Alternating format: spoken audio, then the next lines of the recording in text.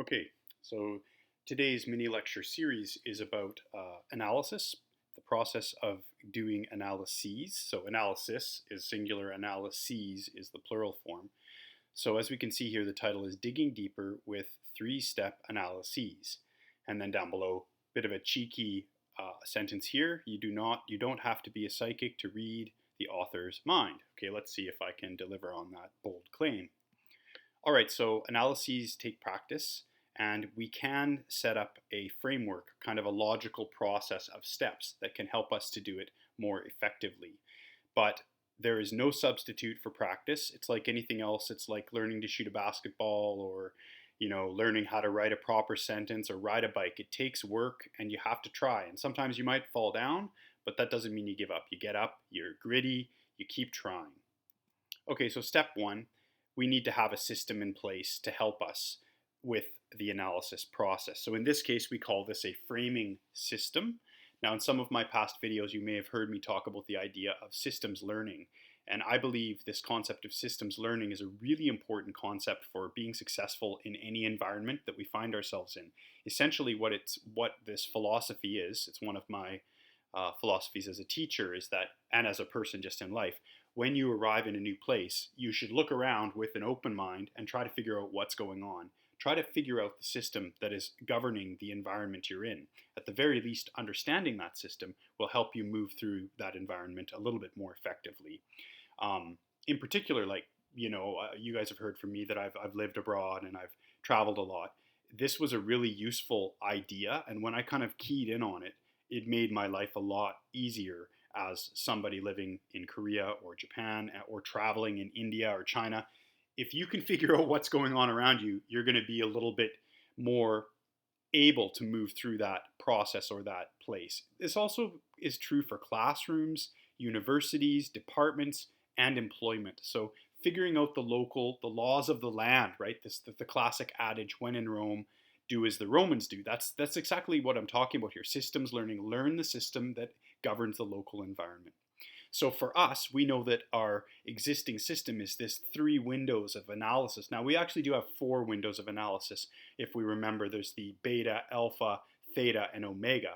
But for the purpose of our essay writing, you can select which of the 3 windows you see most obviously within the novel that we're learning, Obasan by Joy Kogawa. And so we can remember that we need to be reading with our minds switched on to try and find these pieces, these components, or these devices that exist on these different levels or windows or lenses, as we've been calling them. So I call it a 3 windows analysis system or a 3-level analysis system, whatever, it works.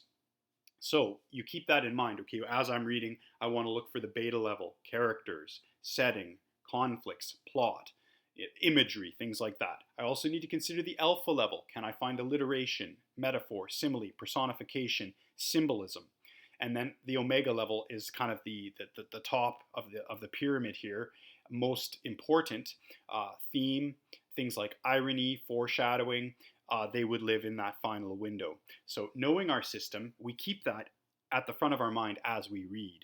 So then step 2 is obviously going to be connected to the reading process. And as we know, we are reading with an active, engaged mindset. And so this is why I've got this clear indicator, read times 3.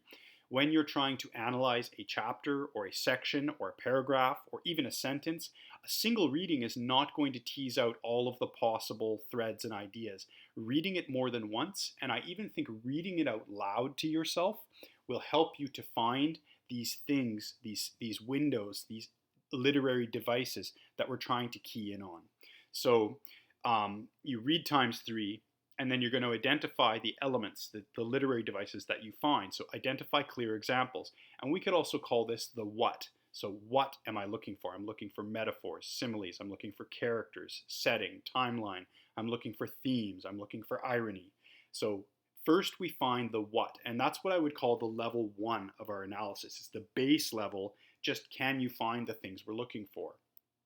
So then the next step, it's kind of a combo step here, is really important. This is where the difficult thinking goes on, where the kind of the crunching the brain or turning the wheels or grinding the bread, whatever you want to however you want to describe it. So there's a few metaphors that I use there.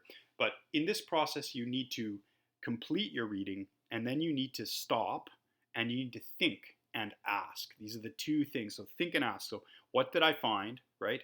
And what does it mean? And to tease out the questions, we can go to the next level by asking the how and the why. So in particular, last class we looked at chapter 5, I believe it was, that we read out loud, and we saw that we can identify these things quite quickly and quite effectively, but then trying to tease out the connections is the tricky part. This is the difficult challenge. So you really want to ask yourself, how did the author utilize this simile? And why did the author utilize this simile? So a couple of guiding questions you can ask yourself are, what are the connections to our bigger picture in the novel? So we always want to remember what the author's purpose is. Purpose comes clear as a huge thing at all stages of our reading process. So remember, the purpose here, we could say that Joy Kogawa's purpose is to retell her family story. The whole very difficult and challenging history that the Canadians of Japanese descent went through during World War II, with the internment and being expelled from the coast of British Columbia. She wants this to be revealed, right? She wants to make this clear, and kind of, it's a reckoning to some degree, that she's trying to say, hey, this really happened. This was not okay. Here's what happened to my family, right? So we want to keep that purpose writ large, and I recommend writing it down on a post-it note and putting it beside the book or beside the computer as you're working. Joy's purpose was to retell her family's story, to reveal the truth of internment, and to talk about colonization. Now, we could also have another post-it note that tracks our core themes, right? The idea of silence versus speech, or silence versus action, the idea of colonizers' culture versus the Nakane family culture, the idea of loneliness, the idea of self-identity. These are all core themes, and you'd want to have a list of them, because these are going to help us to show the connections and for us to understand why she's selecting the similes and comparisons. And it all comes down to the comparisons. What is being compared to what? And then we start to understand her why, right? So let's take a look at an example paragraph, and I've done some notation on it, and we'll discuss our way through it. So here's the paragraph. Now let's follow the steps. We've just kind of reminded ourselves of our goal and our purpose and the author's purpose. So our purpose is to analyze this paragraph for literary devices on a using a 3-window or 3-lens system. And we've identified beta, alpha, and omega as the core lenses or windows or levels that we're going to use. Now, remember the next step here, so we've kind of set up our system. Now, the next step is to read through 3 times. So I'm going to read it out loud. The dream changes now, and Uncle stands in the depth of the forest. He bows a deep ceremonial bow. In his mouth is a red, red rose with an endless stem. He turns around slowly in a flower dance, a ritual of the dead. Behind him, someone, I do not know who, is straining to speak, but rapidly, softly, a cloud overtakes everything. Is it the British officer with his pruning shears, disappearing to the left? He is wearing an army uniform. So let's read it a second time. So even on that first reading, some things would start to jump out. And obviously my notation is relevant. And so let's read it again. The dream changes, and now Uncle stands in the depth of the forest. Okay, so I would note forest, that's natural environment. That would kind of represent primordial British Columbia to me. Uncle obviously is just departed, so this looks like a visitation dream to me. He bows a deep ceremonial bow. Okay, so deep ceremonial bow. So obviously we know that this Canadian family of Japanese descent, they're honoring their own traditions, and he is still who he is. So this idea of him giving a bow, it's almost like a greeting or a departure, right? So there's something there. In his mouth is a red, red rose with an endless stem. So obviously I've keyed in on red, red rose.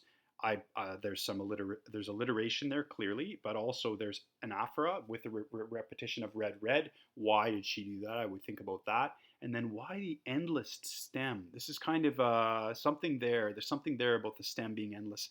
To me, that kind of seems like it would be considered a metaphor or maybe even a symbol. Now, the difference between the two is a metaphor is a one-off instance, whereas a symbol is something that is kind of used throughout an entire course of a longer period of the story to represent a bigger concept, and obviously probably then ties into a theme. So we could see a possible connection there. He turns around slowly in a flower dance, a ritual of the dead. Okay, obviously, so there's a connection there, the idea of the idea of the flower being red, and then a very obvious statement that it's a ritual of the dead. So that's also a cultural thing. So that goes back to the theme of the colonizer culture versus the Nakane family culture, or we could say the Canadians of Japanese descent culture. So this kind of overpowering majority culture versus the marginalized culture. There's many different ways we could frame it or discuss it if we were going to write about it. Behind him, someone, I do not know who, so that's interesting, this hidden person is straining to speak, but rapidly, softly, a cloud overtakes everything. So interesting. So that, to me, we've got this idea again of the struggle to speak, the struggle to communicate, but then something, some overarching power, a cloud, which is usually a white or gray color, by the way, comes in and kind of blankets everything with silence, right? Is it the British officer? So that's a spelling error there, oversight on my part, but we can make the jump. With his pruning shears, obviously this idea of the British officer is relevant. That, to me, would be metaphorical for the colonizing mechanisms that were clear in British Columbia's society at that time. And then the idea that he's carrying these shears, there's a something about that image, this sharp weapon-like tool, right? And also, what is it being used for? It's cutting the forest down. That's an element of trying to control a natural environment or try to control an ancient culture with your tools of war, essentially, right? And then he is wearing an army uniform. Okay, so let's see what I came up with. So that's only my second reading. Let's read it one more time. The dream changes now, and Uncle stands in the depth of the forest. He bows a deep ceremonial bow. In his mouth is a red, red rose with an endless stem. He turns around slowly in a flower dance, a ritual of the dead. Behind him, someone, I do not know who, is straining to speak, but rapidly, softly, a cloud overtakes everything. Is it the British officer with his pruning shears disappearing to the left? He is wearing an army uniform. Just to remind you, if you wanted to go back and check the original text on that, we're in chapter 6, and it is on, where are